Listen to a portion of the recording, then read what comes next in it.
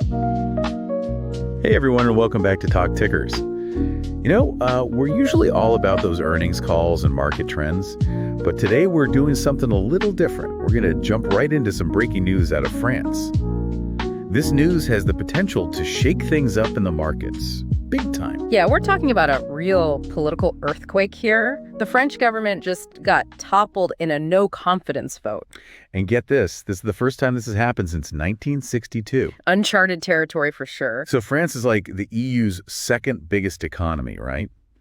What does all this political drama mean for the markets, and what happens next? That's what we're going to try to figure out today. Absolutely. It could have ripple effects all over the Eurozone and even further. So let's start with what triggered this traumatic no-confidence vote.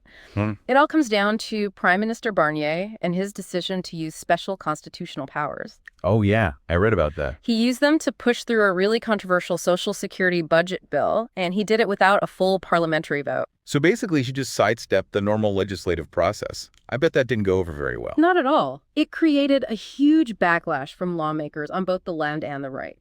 They saw it as an abuse of power and a total disregard for democratic norms. So what happened? Well, the anger was so strong that it actually brought together political rivals who usually wouldn't agree on anything. You're talking about the left-wing New Popular Front Alliance and the far-right National Rally, right? They don't exactly see eye to eye on most things. Exactly. It's a pretty unlikely alliance, but that shows just how unpopular Barnier's move was. They joined forces to support the no-confidence motion, and they won. They won big, too. Right. By a landslide. With 331 votes, way more than the 288 they needed. So they ousted Barnier. Yeah. But what was so controversial about this budget bill in the first place? Was it all about spending cuts, or was there something more to it? It was mostly about austerity measures, yeah. The bill proposed big cuts to social programs and some pretty significant tax hikes. It was like 60 billion euros in total. 60 billion? Yeah, That's a lot of money. Yeah. The government said these measures were necessary to tackle France's growing budget deficit, try to get their finances under control. Yeah, trying to balance the books without making voters angry. It's always a tough balancing act, especially when you have elections coming up. Didn't France have parliamentary elections just this year? They did, back in June and July. So recent elections. Then this... And those elections ended up with a hung parliament. Yeah. No single party got a majority. So it was already a messy situation. Macron had to form a minority government, which set the stage for all this instability. So this budget bill was the final straw. Barnier was already on thin ice, and this move just pushed things over the edge. That's a good way to put it. Yeah. And now the question is what happens next? Well, it's not total chaos, luckily. The French Constitution has ways to handle these kinds of situations. Okay, that's good. So they can't hold new parliamentary elections for another year? Another year. Yeah. So in the meantime, President Macron has to pick a new prime minister, someone to form a government. That's going to be tough, isn't it? I mean, the parliament is so divided right now. Who would even want that job? Yeah, it's definitely a challenge. You've got to navigate all those political divisions and find someone who can work with both the left and the right. Someone who can get enough support to pass laws. Including a new budget, right? Yeah. That's got to be a top priority. Exactly. And the clock is ticking because that 2025 budget needs to be approved. A caretaker government can't do that. This is where it gets interesting for us market watchers, right? What are the odds Macron can pull this off? Can he form a stable government? Or is France headed for gridlock? And what would that mean for the markets and the economy? That's the million-euro question. And to figure out what might happen, we got to look at the bigger picture. We're seeing this global trend of rising political polarization. The far left and the far right are gaining ground in a lot of countries. Yeah, it seems like everyone's picking sides these days. It makes it harder to find common ground and get things done. So this whole French political drama could be a sign of things to come in other parts of the world. That's kind of scary. It's definitely something to think about.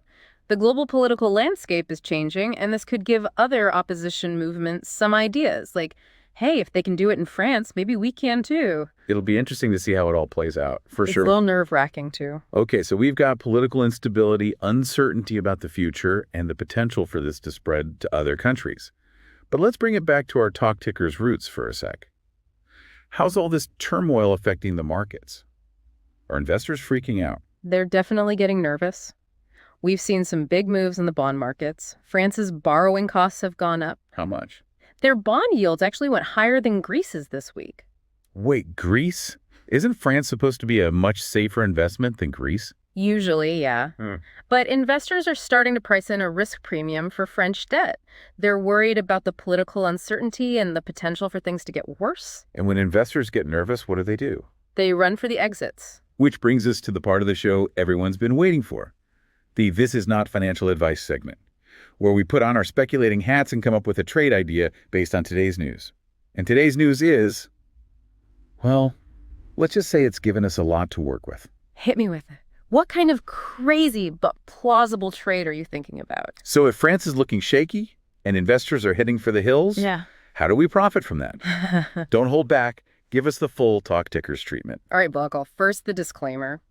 This is all hypothetical, just for fun. Definitely not financial advice. Do not make any real trading decisions based on what we're saying here. Okay, are we good? We're good. Disclaimer's out of the way. Let's hear it. All right, so if I were a betting man, and let's be honest, I usually am, I'd be looking at a classic flight to safety trade. Okay, I like where this is going. Break it down for us. What are we buying? What are we selling? It's been pretty wild unpacking this whole French political situation.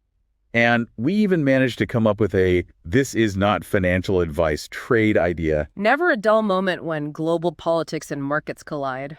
You get that right. But before we wrap things up, I'm kind of curious about something. We talked about the immediate fallout in France, the potential market impact. We even cooked up a little trade. But what about the bigger picture? What does this all mean beyond just the headlines? That's a really interesting question. I think the biggest thing here is what this no confidence vote might do to other opposition movements across Europe. Yeah. You know, could this be the start of a domino effect? Could we see other countries with similar problems like economic troubles, social divisions, and rising populism? Could they have their own political upheavals? A domino effect. Wow, now that's a thought. One government falls, then another and another. It's like some kind of political contagion. It might sound crazy, but it's not totally impossible. Think about what's going on in Europe right now. You've got the war in Ukraine.